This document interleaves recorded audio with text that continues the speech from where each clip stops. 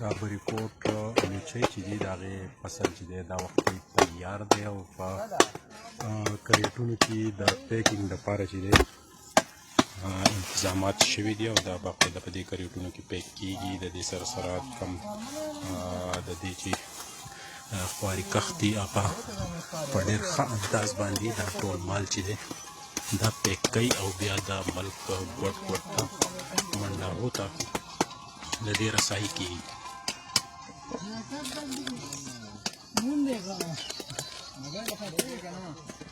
د دې سیکټر سره ریلیټډ چې دی 198 خاندانونه چې دي هغه ریلیټډ دي او په 60,000 ایکړ رقبې باندې د میوه‌جاتو باغونه په سوات کې موجود دي. سالانه اوسط چې دی د هغې 12,000 ارب روپۍ چې دي د دې میوه‌جاتو نه میلاویږي. کم A ګریډ مال چې دی د هغې دپاره جدا پیکینګ دی، کم B ګریډ چې دی د هغې جدا دی، C ګریډ چې دی هغه جدا پیک کیږي.